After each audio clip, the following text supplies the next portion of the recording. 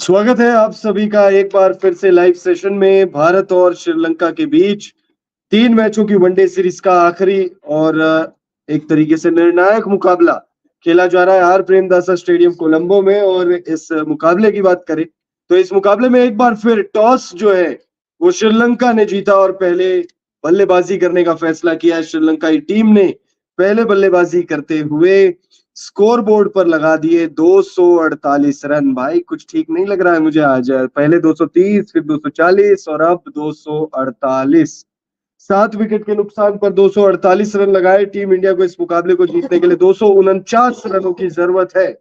Video में बात करेंगे 50 ओवर के खेल के बाद कैसा क्या माहौल है, किसने कितने रन बनाए, किसने कैसे विकेट्स निकाले, कितने विकेट्स निकाले। और बात करेंगे भाई रियान पराग की। रियान पराग भाई नाम याद रखिए आप लोग, रियान पराग भाई लगातार ट्रोलिंग का शिकार हो। खैर अब मैं भावुक हो जाऊं उससे पहले पहले जो है बात कर लेते हैं हम लोग मैच में क्या कुछ हुआ है। तो भाई toss R Premadasa stadium Colombo में ये मुकाबला खेला गया और इस मुकाबले में टॉस चरित श्रीलंका ने जीता, पहले बल्लेबाजी करने का फैसला किया। श्रीलंका ने पहले बल्लेबाजी करते हुए 248 रन लगाए 7 विकेट के नुकसान पर। श्रीलंका के लिए दोनों ओपनर बल्लेबाजों ने जबरदस्त शुरुआत दिलाई। As a matter of fact पहले 2 विकेट बहुत शानदार पार्टनरशिप रहे। पहले विकेट के लिए 89 रनों की पार्टनरशिप, दूसरे विकेट के लिए 171 रनों की पार्टनरशिप।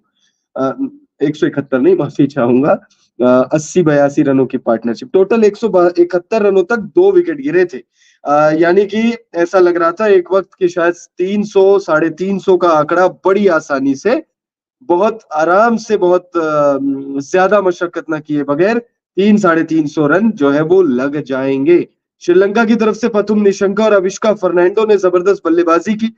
कुशल मेंडिस की तरफ से अच्छी बल्लेबाजी हुई। उसके बाद अंत में जाके कमिंदु मेंडिस ने थोड़ी सी शान अच्छी ठीक ठाक, जो आप कह सकते हो कि भाई एक लोअर ऑर्डर का बल्लेबाज या यूं कह लीजिए एक गेंदबाज आपके लिए जितने रन बना सकता है उतने रन उन्होंने बनाए। पथुम निशंका की बात करें तो पथुम निशंका ने 65 गेंदों में 45 रनों की पारी खेली, 5 चौके और 2 6 उन्होंने लगाए। अविष्का फर्नांडो की बात करें तो 102 गेंदों में छियान सॉरी माफी चाहूंगा।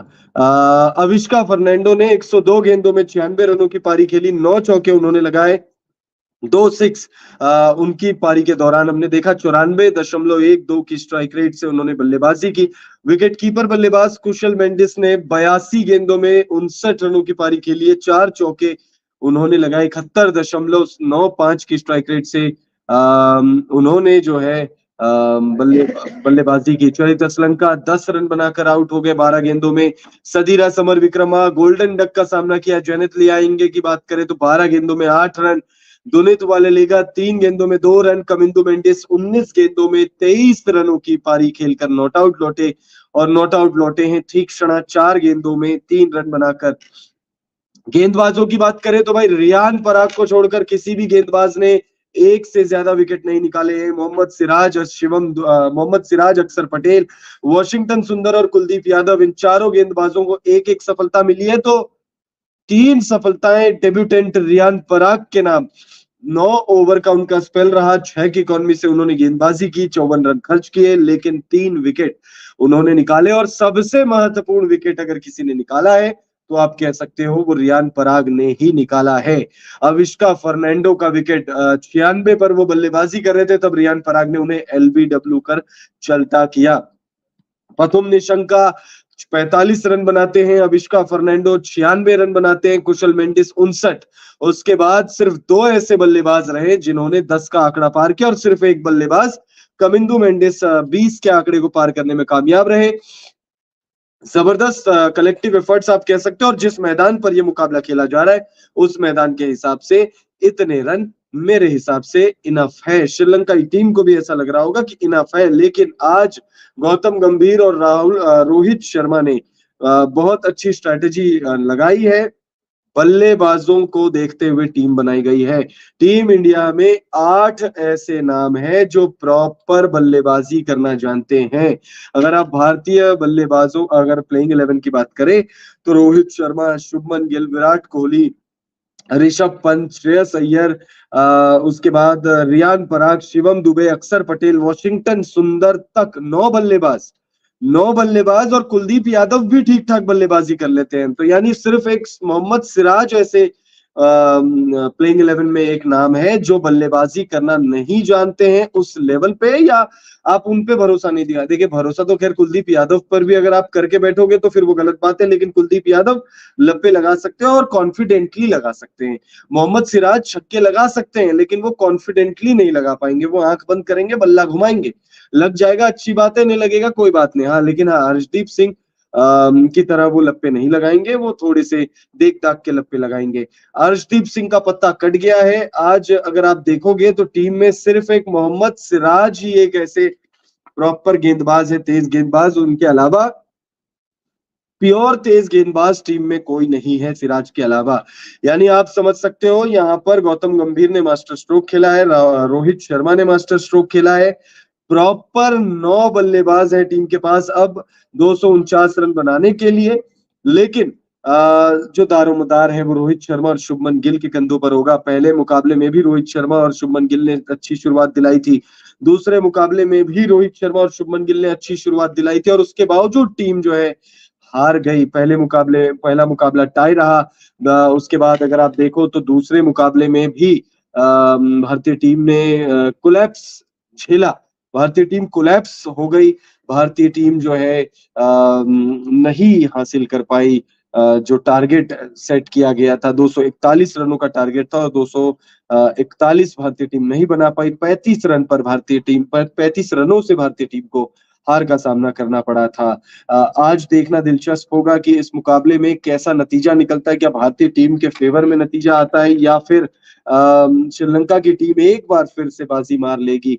बड़ा इंटरेस्टिंग होगा देखना। अगर आज का मुकाबला भारतीय टीम हारती है तो फिर भाई सीरीज 2-0 से हार जाएगी। 3 मैचों की T20 सीरीज जीतने के बाद 3 मैचों की वनडे सीरीज में भारतीय टीम को हार का सामना करना पड़ेगा, और ये बहुत ही कह सकते हैं हार्ट ब्रेकिंग होगा। और इंडिया के पॉइंट ऑफ व्यू से देखो तो भाई बहुत सारी चीजें हार्ट ब्रेकिंग हो रही है। अभी खबरें आप लोगों को मिल गया होगा कि भाई विनेश फोगाट जो है वो डिस्क्वालीफाई हो गई। ओलंपिक चल रहे हैं, ओलंपिक में भी भारतीय टीम का प्रदर्शन, भारतीय एथलीटों का प्रदर्शन उतना शानदार नहीं रहा है। ऐसे में टीम इंडिया क्रिकेट टीम अगर आज हार जाती है तो फिर काफी दिनों तक जो है सदमे में रहेगी भारत की पब्लिक। खैर, बैटिंग हैवी है हमारे पास इस वक्त, बैटिंग हैवी है कागजों पर अगर आप देखो, बट देन उनके पास अगर आप गेंदबाजी देखोगे तो भाई गेंदबाजी उनके पास भी बहुत जबरदस्त है। और मुझे ऐसा लगता है भाई जेफरी वेंडरसन से बच के रहने की जरूरत होगी, महेश तीक्षणा से बचकर रहने की जरूरत होगी, दुनित वालेलेगा से बचकर रहने की जरूरत होगी। चरित असलंका अच्छी गेंदबाजी कर रहे हैं, पिछले मुकाबले में भी उन्होंने अच्छी गेंदबाजी की थी, 3 विकेट निकाले थे। उससे पिछले मुकाबले में भी if I am not wrong पहले वनडे में शायद 3 या 2 विकेट तो उन्होंने निकाले थे, यानी एक से ज्यादा विकेट तो थे उनके उस मैच में भी। तो भाई उनके पास बॉलिंग बहुत जबरदस्त है, लेकिन हमारे पास अगर आप बैटिंग देखोगे तो भाई ऋषभ पंत की वापसी हो चुकी है। ऋषभ पंत की कमी शायद खल रही थी, ऋषभ पंत की वापसी हो चुकी है। केएल राहुल ड्रॉप कर दिए गए हैं। रोहित शर्मा, शुभमन गिल, उसके बाद नंबर 3 पर आएंगे विराट कोहली, फिर हो सकता है श्रेयस अय्यर आपको दिखे या ऋषभ पंत आपको दिखे 4 पर। सिचुएशन कैसा रहता है उसके हिसाब से फिर रियान पराग आएंगे आपके बल्लेबाजी करने के लिए। हो सकता है उससे पहले अक्षर पटेल को भेज दिया जाए बल्लेबाजी करने के लिए, फिर रियान पराग आए, फिर शिवम दुबे आएंगे, वॉशिंगटन सुंदर।